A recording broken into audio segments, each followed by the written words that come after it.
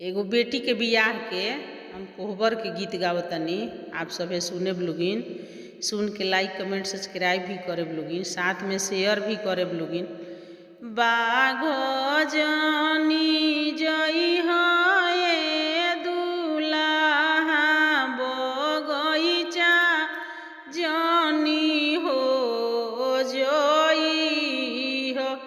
अरे बाघो जानी बगैचा जानी हो जई हो। अरे ससुर जी के लगावल नीबुआ झरवले जानी हो आई हो। अरे बाघो हम जइब सासु बगैचा हम हो जइब। अरे ससुर जी के लगावल नीबुआ झरवले हम हो आइब।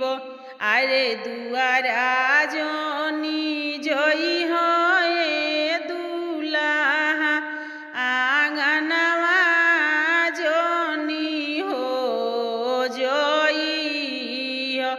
अरे सारावा के गाड़ल मड़उआ हिलवले जानी हो जई हो। अरे दुआरा हम जइब सोरह आंगनवा हम हो जइब।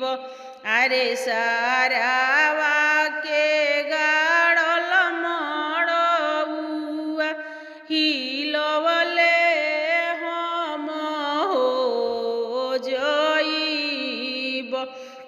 अरे घरवा जोनी जई है दुल्हा कोहबरवा जानी हो जई हो।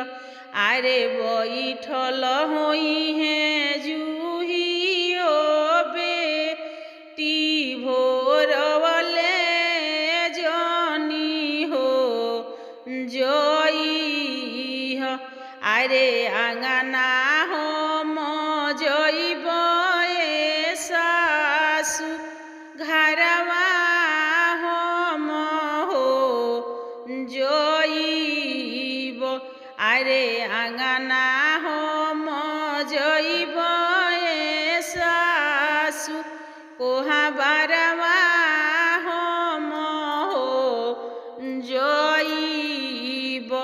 अरे बैठल होई है जूही हो बेटी भोरवले हम हो जइब।